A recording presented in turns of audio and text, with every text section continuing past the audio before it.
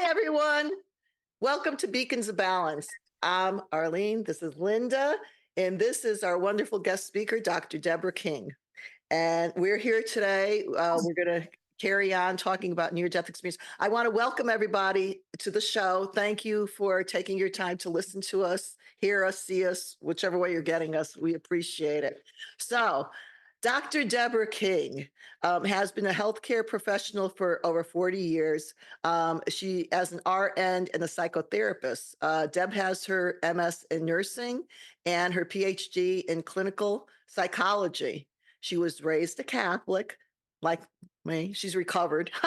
No, she was raised a Catholic, but was always interested in spirituality and very sensitive to other ways of knowing. She had her profound NDE in 2008. She also has two books, upcoming books that she's authoring. So that's exciting. And let me tell you, folks, her story, it just blew my socks off. I'm excited. I'm excited. I'm very excited to be here. Thank you for having me. Oh, Thanks for coming. Yeah, we're excited. Yeah, it's wonderful that you asked, and I think it's important to share all of our stories. So whenever we have a chance to do so, I think we all need to do that, because we never know who can be helped and in what way they can be helped by just hearing. So if this is new for anybody or not new and they want to do some more reading of some good seminal works, Ken's writing is superb. And he also publishes a monthly blog I'll just share. And just a few weeks ago, so in January, late January somewhere, he published a very large blog that was a wonderful summary of a lot of his research, his NDE research, if anybody is interested. And he featured several very, very powerful NDE stories. So, and you can find that by just going to, I guess, kenring.com or just finding his blog. So if you could just give us, you have so much, you have so Right. much there. But if you Right. could give us just a brief touch on a couple things, but then give us your big one and then the most recent. Yeah. My big one. I'm not sure. I'm not sure what the big one was, but right there were. I feel like there's a lot of big ones, but thank you, Arlene and Linda. And I try to give some thought to how to, summarize some of the events, the spiritual events in my life. And focus on the balance, since that's the focus of your efforts here and your show, that I think connect nicely with some of the spiritual events that happen. So I'm going to maybe try to connect those dots a little bit if I could. The first is to just say that I was very intuitive from the time I was very young.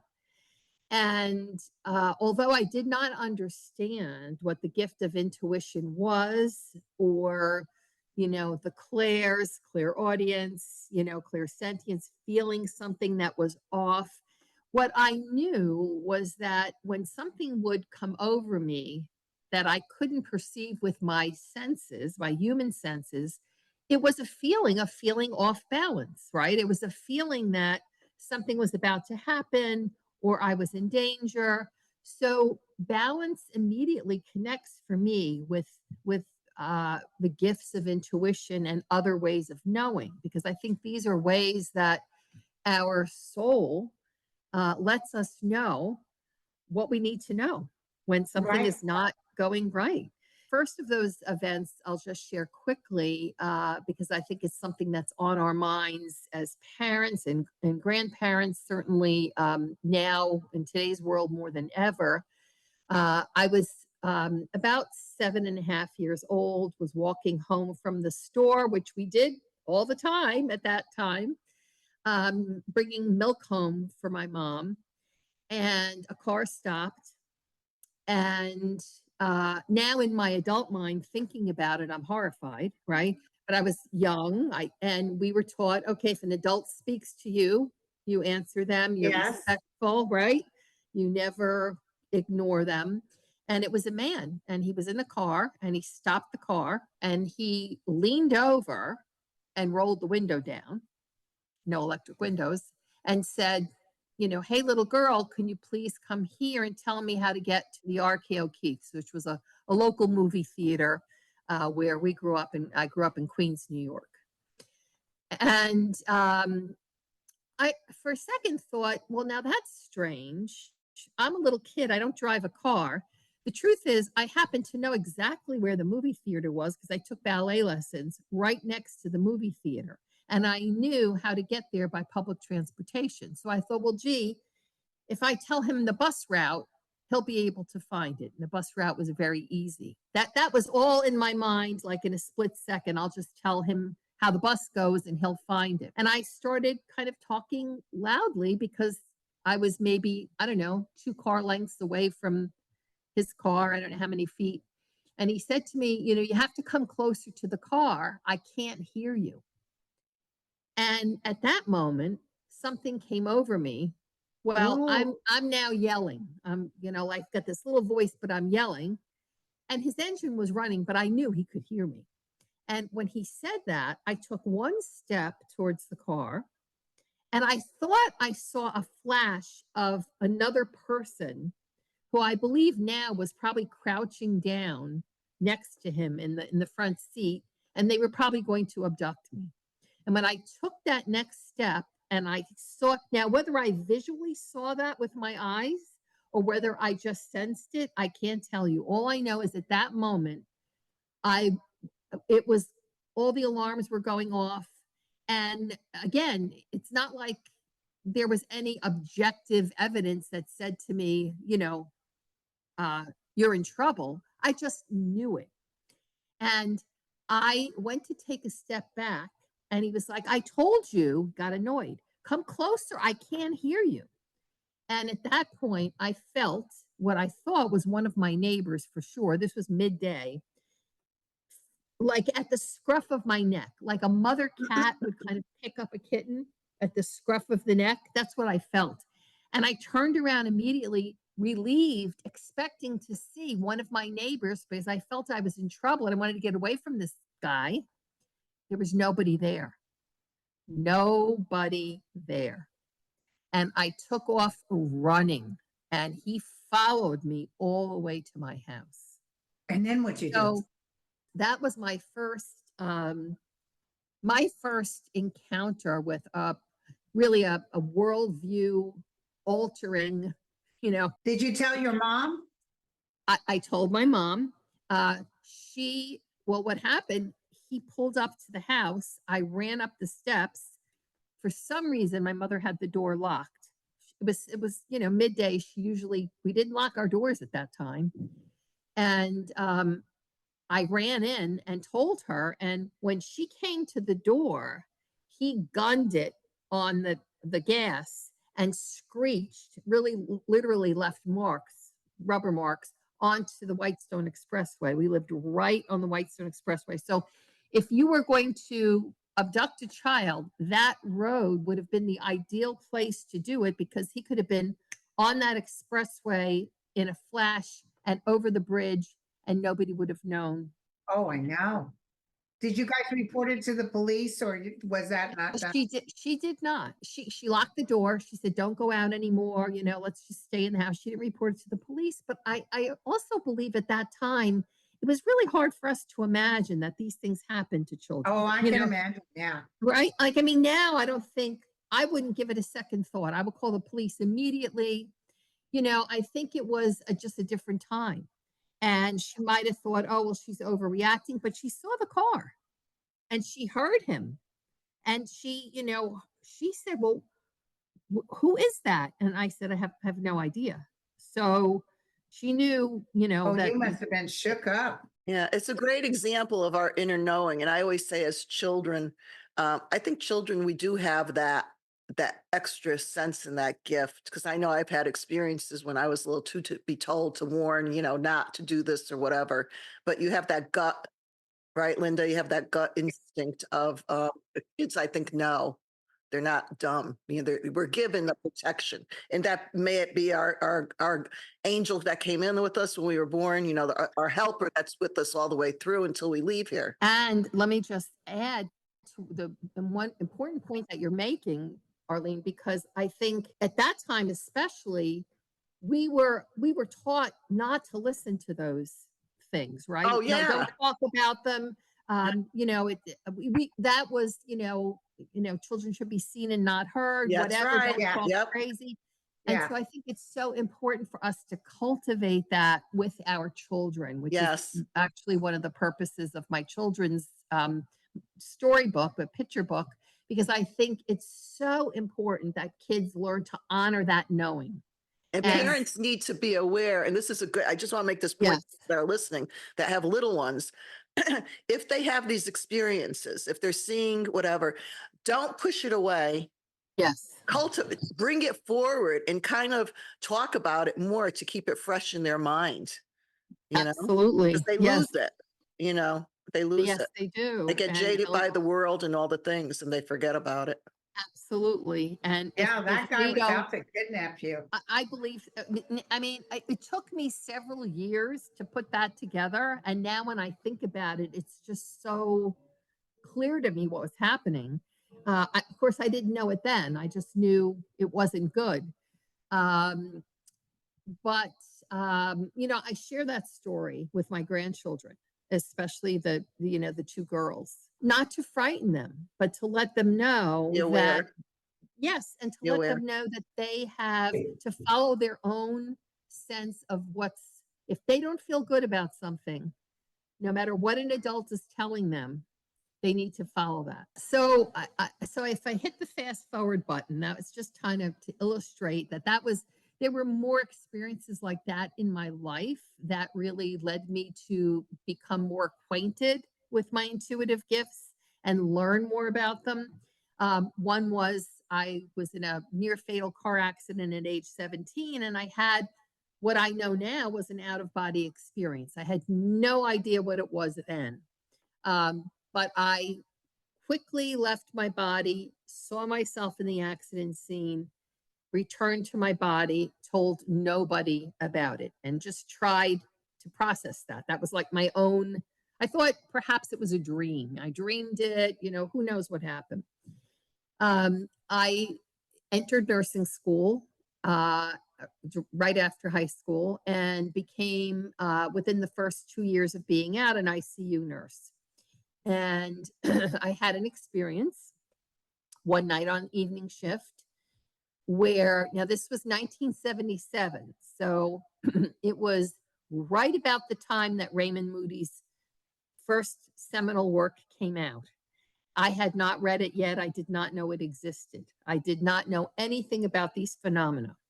The term near-death experience was never, mentioned to me in school, right? This was never, even when we learned about caring for terminally ill patients or hospice care, this was certainly never part of the curricula.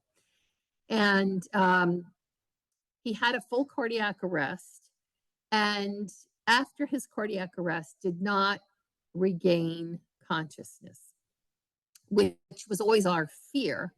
And the technology in the 70s was not like it is now. I mean, our biggest fear was, okay, we're going to resuscitate somebody and they're going to get their heart rate and blood pressure back, but they will not make a neurological recovery and they will be brain dead. This was always a judgment call. And this was about 48 hours and he had not woken up, and then he did. I was overjoyed. I was off the next day. I went in to see him because I was very involved with his resuscitation. And he looked at me almost like he saw a ghost, and he said, "You're the one." And I literally remember turning around in the ICU, like looking back of me, expecting that he was pointing to somebody else. And I said, "Me? Like, what did I do?" Of course, I'm a recovering Catholic too. I thought I was in trouble. What did I do? There was part of this, though, I think that was left out when they were resuscitating him. right? They Yes. did it a few times and the doctor Yes. looked at you and said, Deb, Yes. that's it. Let's call Yes. it. And Right. and Yes. you said, let's try one more time. Let's go one more round. Right. And So, and that, that's when his heart started up again. yes. And so now And he's telling you, he's that's right. conscious. So he's conscious and he's telling me you're the one, and I don't know what he's talking about. I had no idea.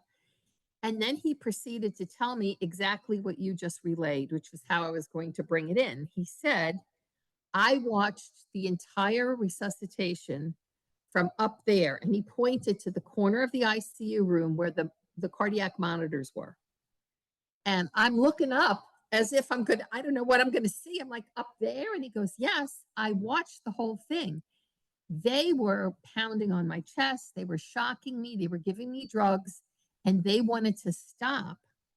And I heard you say and he described the resident who had come from a trauma resuscitation. He was wearing scrubs. He was covered with blood.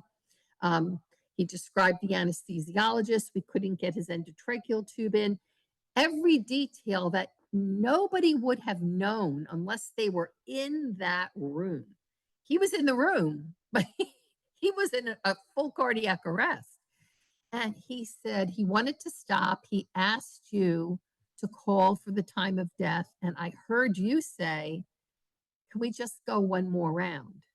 Which was code for, let's just go one more round of drugs, defibrillations. And in those days, the protocols were very different than they are now. But the point is, let's just try again. But I have to just interject. It's a wonder that the doctor back then listened to you. You know what I mean? Well, it's interesting. I mean, we had a very strong camaraderie in the trauma and the ICU area and with the emergency room. We really strong teamwork. We had a sense of what I used to call gallows humor. We had to kind of, there was so much that we were dealing with that we really had to depend on each other. And I was the nurse in charge that night, and he was the chief resident. And the way the protocol worked was the charge nurse and the chief resident ran the code. So it was a joint decision. Of course, it was the doctor's call, but the amount of experience that we had as nurses was always respected. And that was really a wonderful part of. I worked in a county hospital, and that's I was teaching the puppies that were coming in. They didn't know nothing. While they're trying to figure out sterile technique to put a glove on, I'm delivering a baby. But one time at least we were putting the glove on. One time we had a breach. We were booking in L&D, and we were pushing the bed back to go to the OR, and it was busy. And I'd given report on my other patient, and something told me to stop midstream and go look at her strip. And she was in D cells. The baby was in trouble. I called the doc. He ran over. We tried to stimulate. We couldn't get anything happening. So we bumped the other one and took her right back for a crash section. If we hadn't done that crash section, that baby would have been gone. But that's that instinct. Yeah, I was going to say it was your intuition that kind of stopped you. Like, wait a minute, and there was nothing objectively happening, but you knew. I just gave report. I just signed off on the strip, and it was like we were pushing that other patient back, and someone said, "Check that strip," and I went over, and she was in a major D-cell. Wow. Yeah. Well, then you know exactly what I'm talking about. And when I said that to him, let's go one more round. It really was not just, well, just for the heck of it, let's try one more time. It was a knowing that came over me. Like he still had life in him. Yeah. Yes, that I felt like if we kept going, we were going to get this man back. But there was no objective evidence that indicated it. I mean, you could feel it in the resuscitation room. It was just not going well.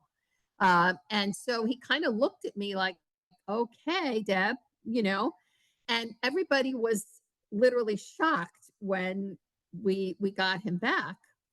And so when he said this to me, and this is what I now know to be called a veridical NDE. That is this man was sharing his near-death experience with me, and what he was telling me could be verified. Everything was exactly the way he described it, down to the detail.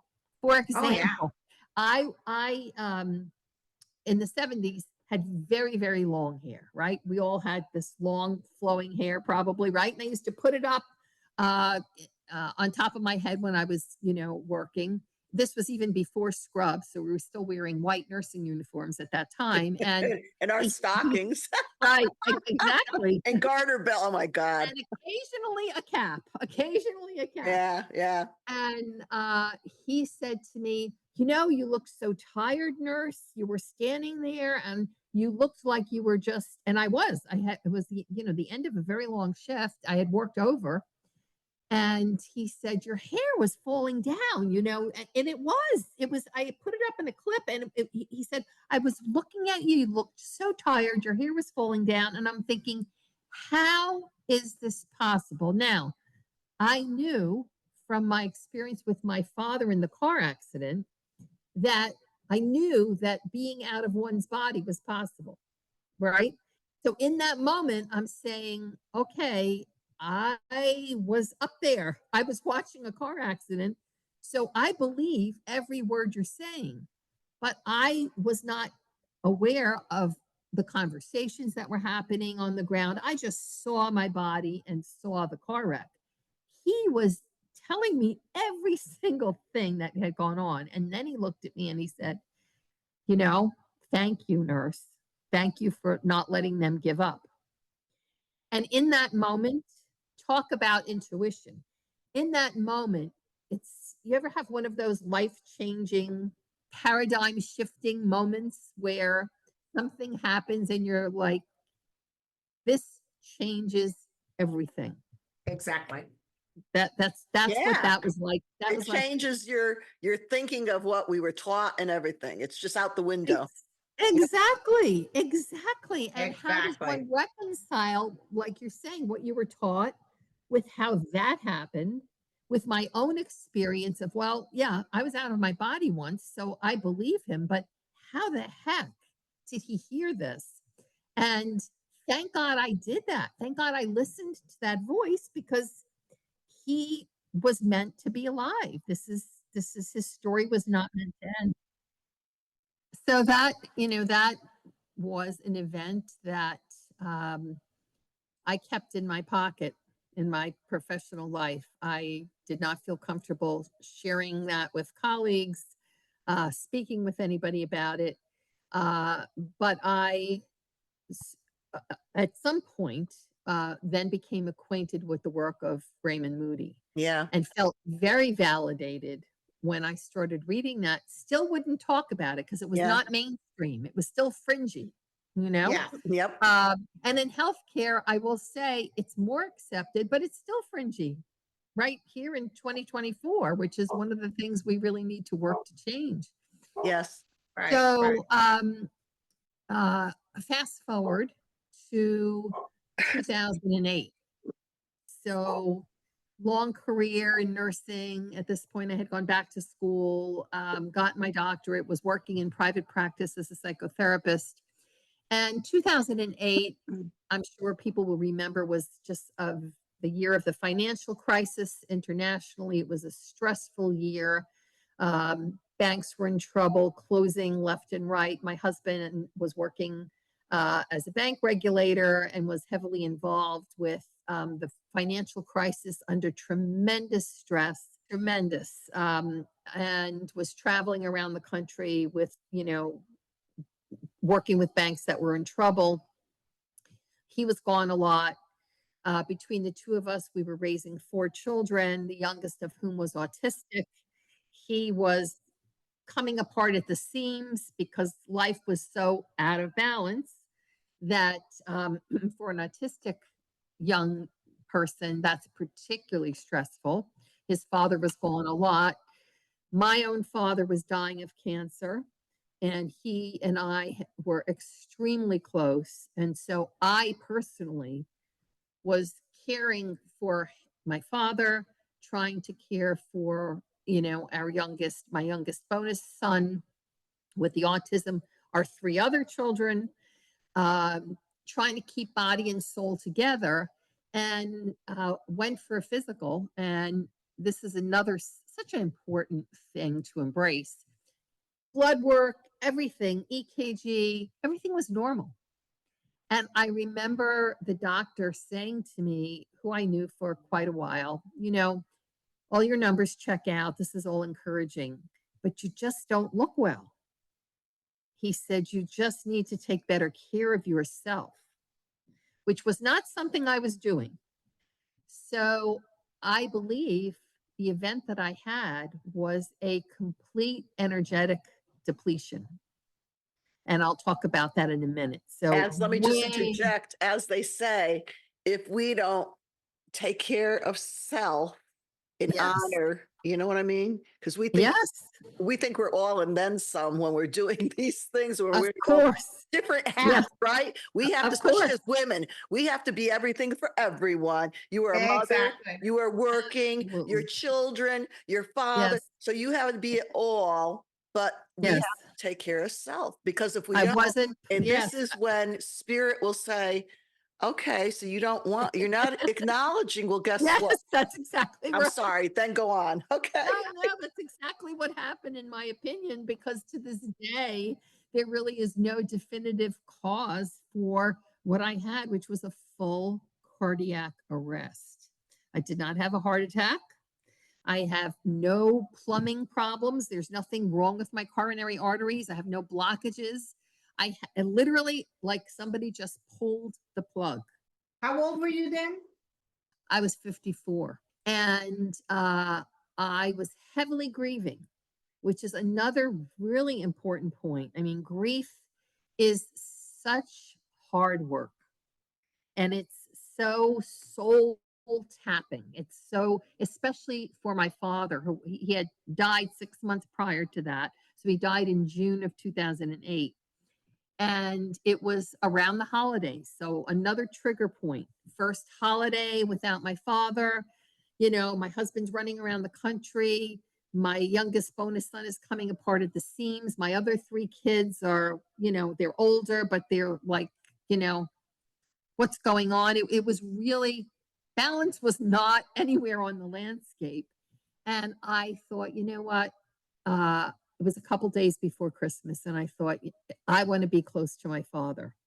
And I drove up to his grave, which is about 2.5 hours from our home then, and probably didn't eat or drink the whole day. I really don't know.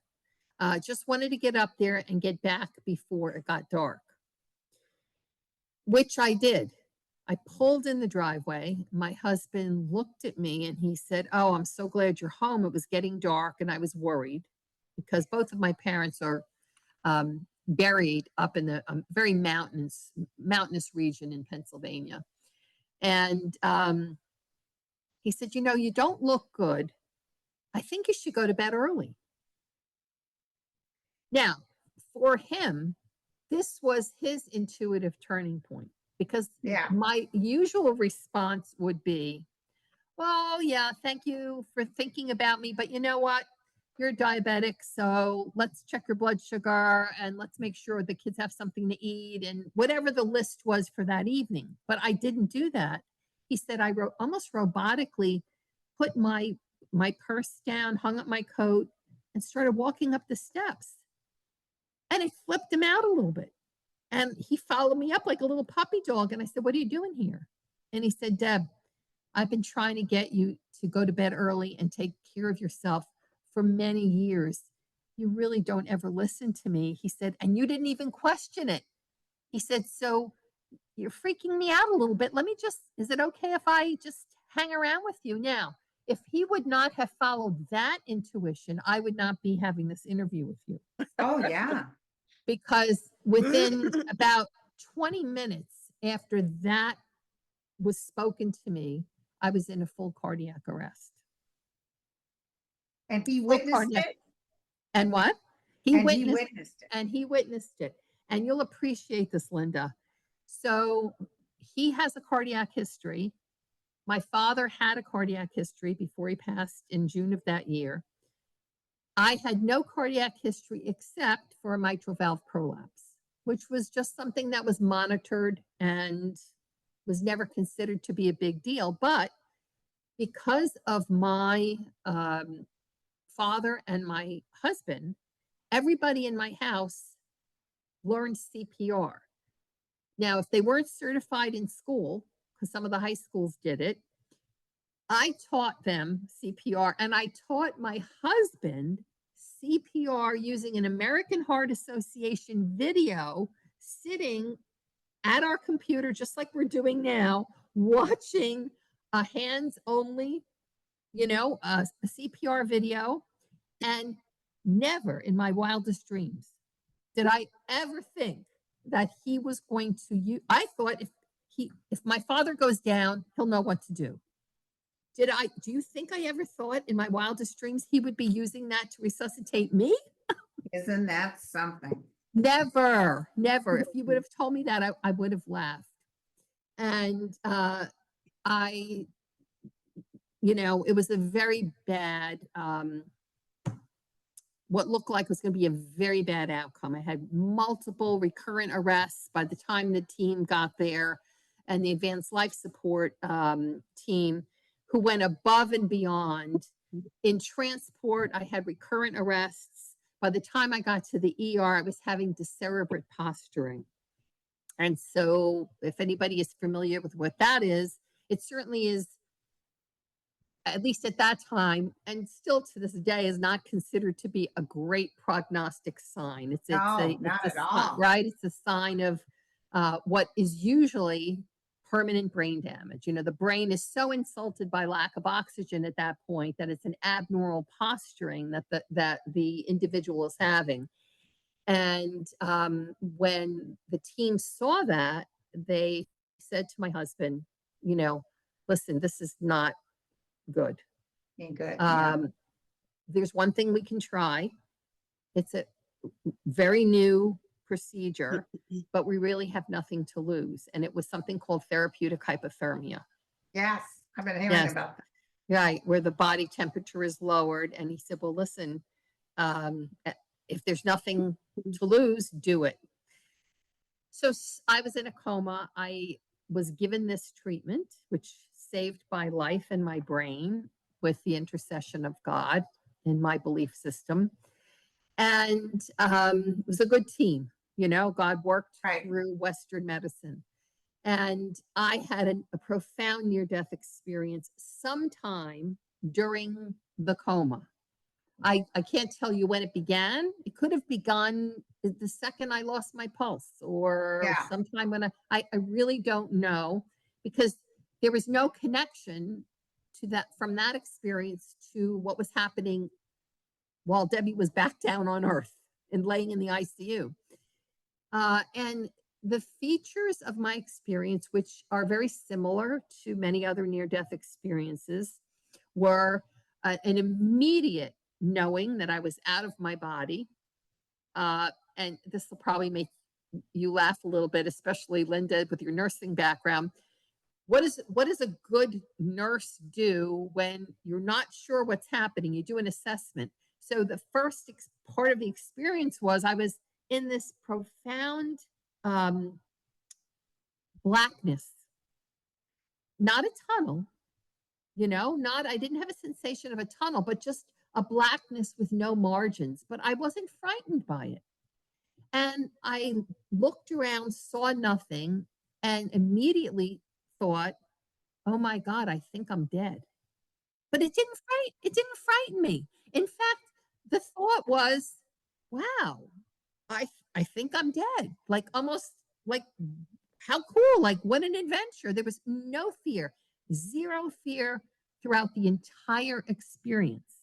Absence of all fear, all anxiety. The fear and anxiety did not occur until I returned to my body.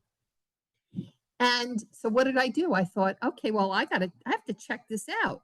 So I actually did the body check. I mean, I can remember feeling for my head, feeling for my arms, feeling for my entire body. Like, okay, no head, check. No arms, check. And by the time I got to my feet, I was like, okay, Deb, you are out of your body. Wow. And I thought, okay, you're dead. But again, it was not, it kind of can sound frightening even to say that word, but the realization was one of wonder. Like, I'm still me. Yeah. I'm still me, but I am out of my body. And the highlights from there that were features of my experience were ones of encountering a tremendous loving matrix of light. Uh-huh. I would say orbs perhaps that connected, just lights that I pretty quickly was aware were alive. This was a Yeah. living, breathing, almost like a spider web of light. And I became very aware that these were souls, many of which I knew, but I didn't know them from this earthly life. I just knew that I knew them and that Wow. they knew me. I felt like it was a welcome home party. Right. It was a tremendous feeling of peace. I was so in the moment. I didn't think about what was coming next. I didn't think about what happened. I had no memory or concern about how I became dead. How I that was like, okay, fine, I'm dead, but let's move on. There was no like what happened to me, none of that. Did you see your dad? Yes. So in the experience, I encountered two souls. I encountered many, but only two that actually communicated with me. And as I was moving through the light matrix, I also had a life review, which you may have heard other Yeah. NDEs talk about. I also had an interesting experience where I saw what I would call almost a life review of other souls. And I was given the message that no matter what happened to these individuals in their life or lives, nothing could harm the soul. Nothing. Wow. And I was shown really tough stuff, everything you can imagine that could happen to somebody, that I remember looking and thinking, that we would consider, we can be harmed mentally, physically, but the message was we cannot be harmed spiritually. Well, what the question I want to ask you on this, when you were there, did you have any sense of, I know you said nothing could harm the souls, nothing could harm the soul. Did they give you a sense of um, the souls, I mean, the people in human form here in Earth, when they cross, the ones that have done horrific, let's say like the Hitlers and people like that, did did you see them there? Did you did you run into? Well, so it's an interesting question. I can't say I saw Adolf Hitler, but what I was shown was people who were victimized, and then there were also people who victimized others. Yeah. So I was shown both sides of that Okay. dichotomy. And the central message was nothing could harm the soul.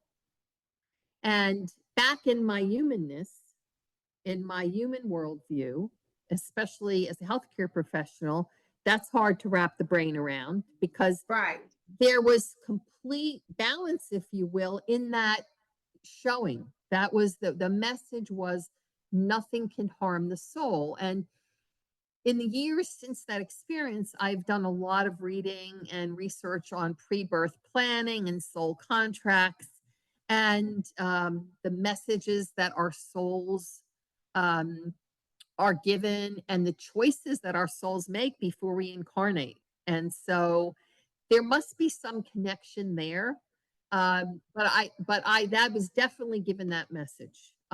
It's really something I've thought a lot about. So basically, I mean, we have the contract, like we all have, I always say this is like a playhouse, this is the Yeah. school and we're playing out. So people have different roles that they come in with that they have to play. And they could be some horrific roles that they play, but there's a reason for it, for the others to grow So things that we look at that are so heinous, there is a reason, there's a reason for it, you know? I remember my father came to me after many years after he passed. I was actually walking, doing a morning walk, and I saw, like a cartoon, like a bubble where you Yeah, see something the written. thought bubble. He Yeah. was over here, and he said, I started crying. I said, "Thank you. It must have been so difficult to play the role that you played to make me realize who I am and the choices that I have that are different." Do you know what I mean? It was a very profound, just like you said, a knowing that he Wow. came So that in. was a real He validation for came in, and there you. was a big Yeah. healing with that. So I just wanted Yeah. to mention that. So go ahead. I'm But sorry. whatever you do, you have to feel what you did to others. You have Yeah. to stand in it. Well, and that was, thank you, Linda, because that really was the essence of my life review. I experienced events through the experiences of others. Not, I mean, I knew it was me, but the emotional experience, which, by the way, did not have any judgment in it or let's say the judgment was my own. Nobody else. I did not, and I felt the presence of God and of source energy. Nobody was judging me. No, especially this divine power that I knew I was in the presence of. I was, oh, wow, this is how this person felt. And it was all through, as you said, you have to sit in it. And I was in it. I was in their experience and not mine. So the two beings that spoke with me telepathically, the first actually, which blew me away and still really does. At that time, in that experience, it made a lot of total sense. Like I was surprised and happy, but now when I think about it, I'm like, oh my gosh, how did this happen? The first was my ICU patient, the one I had spoken with you about a couple of minutes ago, who had resuscitation and shared his NDE with me. And he was there. It was clear that both he and my father, who were this was the second soul I encountered, were quite surprised that I was surprised that they were there. It was clear that they had made it their business to be there for me. Like they knew this was going to happen and they would be nowhere else. Those are the best words I can find. And I went, wow, it's you. And he said, well, yeah, of course it's me. Like, I made it my business to be here. And the message really was what happened to you when you and I were in the ICU this was not an accident. This was purposeful. And your experience in your car accident, which he spoke of, was given to you so that you would know that I was telling you the truth about being out of my body. And now I'm telling you again that your purpose is to share this with others. You can't, you kept it secret for many, many years. You can't do that anymore. And Exactly. my first response was, okay, I'll take that, no problem. I'll take that assignment. And in a split second, I realized, wait a minute. If I accept that assignment, I got to go back. And I did not want to go back.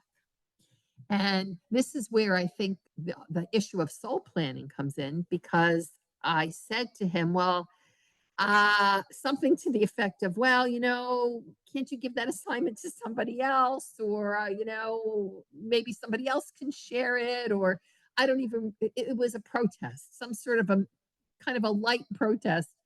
And he said to me, you were given the opportunity, the chance to choose whether you wanted to go back, but you've already made that choice. And that kind of stopped me in my tracks. I was like, wait a minute, I'm confused. I'm telling you now, I don't want to. And he said, well, it's okay. Like he accepted that I could not, because it's okay. You were given the choice, but you chose to go back. And I didn't understand it, but I trusted that somehow this soul was telling me the truth, which is when my father appeared. And my father reassured me that we could never be separated. We never were separated, that even though he left his physical body, he was very much with me all the time. And he basically promised me, said, I promise you that if you go back, when you go back, I will be with you. We can never be separated. You can never be separated from this place. This place is within you. Wow. It's not, it's here, it's with you. And everything, I just soaked it up. And I just was very reassured in the moment. Oh, that's And wonderful. I thought, okay, well, if my father's telling me this, I really trust this. And just like that, I was hovering over the ICU bed, saw my body. For a minute, got very excited because it didn't look good. I knew exactly what was going on. And I thought, oh dear, I don't know how this happened to you, but it's so bad. You don't have to go back in there. And you'll laugh at this. I hope you'll laugh at this. I know I can laugh at this. I felt so spiritually expanded. Oh, I bet you did. So huge, so like no limits that we feel in our physical body, that when I looked at my body, I thought, well, that's not happening. Like, I'm not getting in there. It's like being a size, I don't know, 16 and somebody saying you will now get in a size 0 dress. Oh no, that's not happening. That's what it felt like. It's like, okay, I'm not fitting in that thing anymore. And as soon as that happened, boom, I was back in my body. And it felt almost like a suction. And it was a confining, painful, frightening. The first time I felt fear in the whole experience was when I was back in my body. And I remember thinking, oh, how did this happen? This is not good. And I proceeded to react to that by pulling out my central line, pulling out my arterial line, extubating myself. Yeah, yes. See, the nurse's eyes are getting this big, right? And thinking, what's going on? And then looking at what was a very bloody scene and thinking to myself, oh, geez, there must have been a trauma in this room. Like my brain was going into nurse mode. I wasn't even thinking. I was so detached from my body that I couldn't even make sense of this being me. Wow. And the staff, of course, I can remember seeing them. I was in the ICU where I had worked as a nurse administrator. I was very familiar. I was like, well, what's going on here? The ER must be hopping. There's staff everywhere. Again, not even making the connection that I was the patient. And long story short, I had a very miraculous, unexplainable recovery, but it did take a while. I had both a retrograde and an anterograde amnesia, so I couldn't remember some events from before my arrest and around the event, and I couldn't make new memories. My husband used to call me the 51st Dates woman, because if you've ever seen that movie, where she has this tremendous, I think it's a car accident, and she can't make new memories, but that's permanent. For me, thankfully, it was a temporary thing. And after about a year, that went away and I was able to make new memories. But my neurological recovery was challenging. Wow. And every day is a gift. That's all I can say. Now, I know Arlene wants me to mention this, which is something I'm delighted to share because I haven't talked about this at this point yet in any interviews, because this is relatively hot off the press. Yeah, this is mind blowing. This kind of tells us that we're, as spiritual beings, we're constantly evolving and our stories are constantly unraveling. And in my event, my near-death experience, as I told you, I was aware of many souls. Two spoke with me, my former ICU patient and my father. but I also had the sense of knowing others. One sense, and I can only describe it as a sense, a feeling, was encountering a soul that had a sister energy. It felt like a sister. And when I got back into my body and I was journaling, now you have to remember, I had tremendous neurological memory problems. I had brain injury, but the memory, the spiritual and soul memory of my near death experience was completely intact. You know, in the early days of my recovery, I couldn't tell you what I ate for breakfast, but I could tell you the details of my near death experience. And the more I journaled about it and the more I wrote about it, the more I retrieved. Awesome. And that I interpreted that sister energy at that time as being my biological sister, who was a strong advocate for me. She came from New York when I was in the coma. She was advocating to get me moved to another hospital, to a teaching hospital. She was, you know, I owe so much to her because she was really, and she comes by it honestly. She's a, you know, very, very successful attorney, retired now, but she knows how to advocate, and she's had a career as a prosecutor, so nobody messed with her. Wonderful. So she was looking out for me. So I interpreted that because in the experience, I also could feel prayers. It's hard to articulate. I could feel prayers and grace and positive energy that I knew was coming from another place towards me. I couldn't hear voices. Some people say they could hear prayer. I didn't hear that. I just could feel that I was being spiritually cared for, if that Wow. makes sense. Yeah. And I interpreted that as my sister's energy. Wow. And when I came back to my body and she told me everything she was doing, I thought, well, that makes sense. That Now, makes sense. I never mentioned it, but I wrote about it and journaled about it.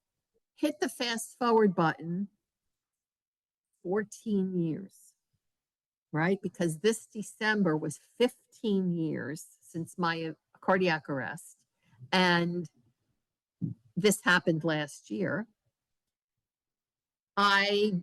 It was just about a month from now, so it's almost a year old. And that this happened. I love genealogy. I love studying family history. Several members of my family, including my daughter and my cousin, have really done a lot of research on the family. And so as a result, I was a member of Ancestry and 23andMe.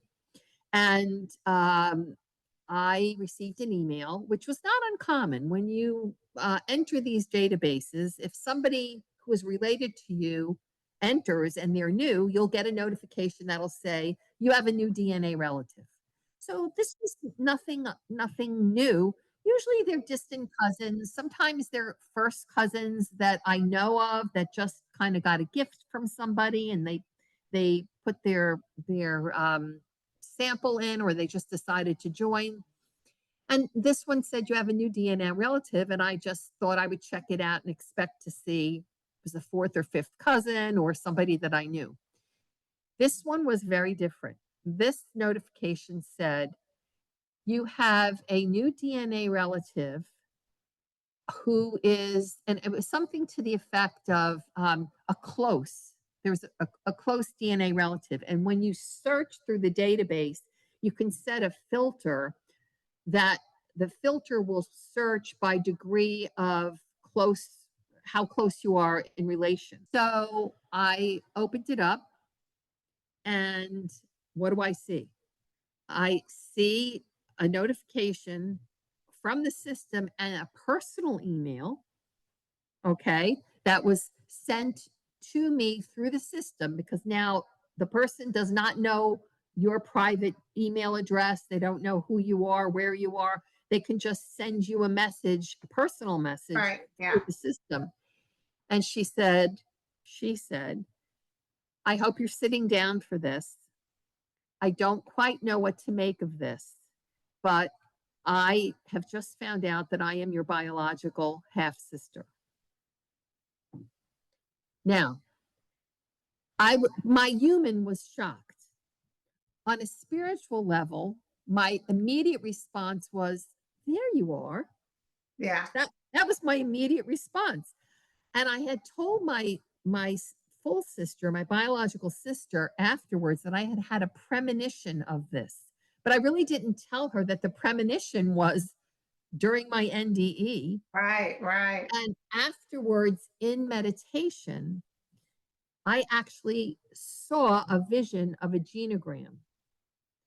So a genogram is basically, something that I used in clinical practice to draw a family history. And, males are on the left, females are on the right. And my mother and father were there, and my two siblings. And next to my brother and my sister was another sister. Now, if people are deceased, there's generally a line that goes through them. There was no line, but I saw that for years. Right. I could not make any sense of it. I just thought, well, maybe my mother had a miscarriage. Right. Who knows? I mean, I had no idea what it meant. But when she sent me this, I called her within 5 minutes. I knew exactly who she was. I knew exactly that this was completely true. And as it turned out, my mother gave birth to her when she was 21.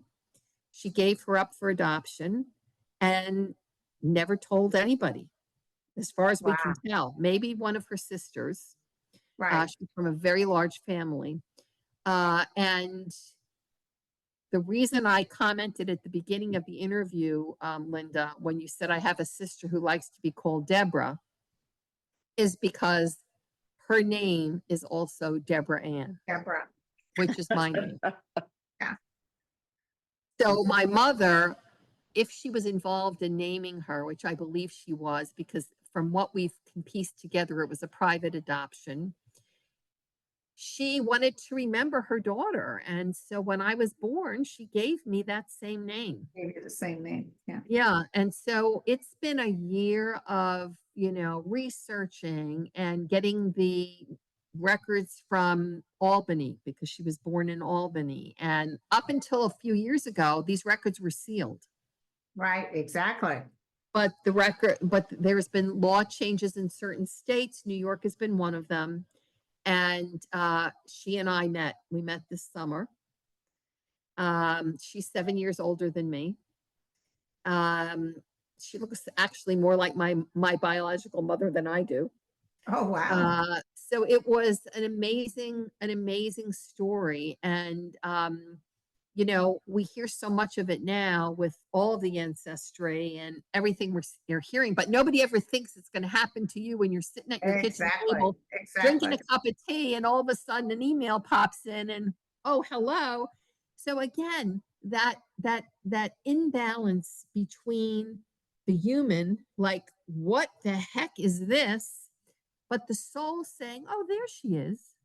Just like matter of fact, like, oh, I knew it was only a matter of time before you showed up, Right. And so that has been a tremendous gift in my life and for her.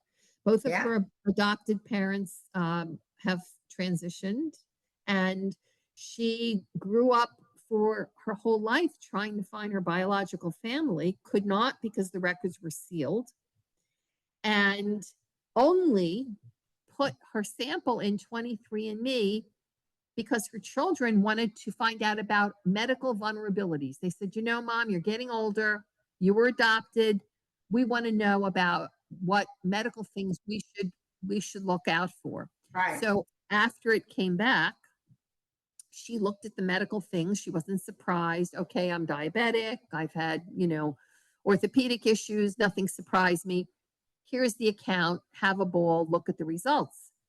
And her daughter called her up and she said, Mom, have you looked at the ancestry portion of this? And she said, no, I just did it for you for the medical. And I didn't really look at anything else. And she said, Mom, you've got family out there. And she said, what are you talking about? I looked for years. I couldn't find anybody. But of course, she couldn't find anybody because the records were sealed.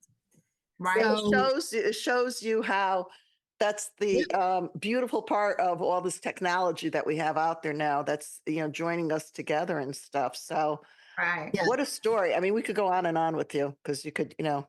Right. You'll have to come back and fill It us was in a delight meeting you. with the rest of it, yes, Deb. And so the balance of Thank you. all this, if we could put it in a nutshell, is, you know, just take care of ourselves, live in keep checking into where we're at. And it's all about love. As It's all you, about I love. see your sign, your sign, I see your sign Absolutely. back there. That's what we talk about. It's Yeah. all about love, and it starts here. We have to, Yeah. and that's the whole thing. Honor ourselves, and Yes, and I think I shared with you, if I have just 2 more minutes to just share with the audience, I feel so strongly about being an advocate for self in health, particularly as a woman. And as we know, we haven't done a very good job in cardiac care with women, and women are often Oh, yeah. dismissed. And I was dismissed for quite a while at a very credible medical institution by a very revered academic cardiologist who basically his exact words were to me, I don't know what's wrong with you, but I guarantee you it's not your heart. yeah. There you go. And when you hear Yeah. that, you take that as written by God, right? Well, You absolutely. take And that so, word, Yeah. and he and wasn't. that's another takeaway is, Yeah. and I was intimidated by that. And I thought, okay, well, you know what? I am stressed. He's probably right. He should know. And now I just feel so strongly that, if that happens, what's the worst that could happen? You get a second or a third opinion. You continue Right. to advocate for You be yourself, your own advocate. and you find Yeah. out that everybody agrees. Okay. Yeah, And then you sleep better at night. Fortunately, I because- don't know why, but I wasn't intimidated by doctors, and I would tell them off in a New York minute. Unless they were cute. little Unless bit they of were that. cute. If they were good looking, they could get anything from I me. do that now, but I didn't do it. I didn't do it back in the day. No, they were like, no.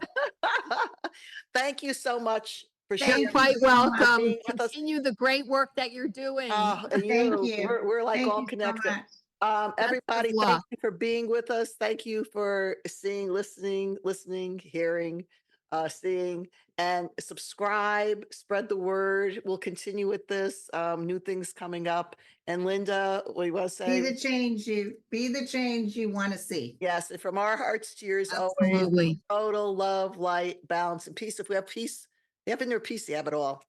Yes. guys. Thank Thank you. you. Thank you, Thank you so everybody. much. Bye. Everybody Love you. that's listening. Bye-bye. Bye-bye.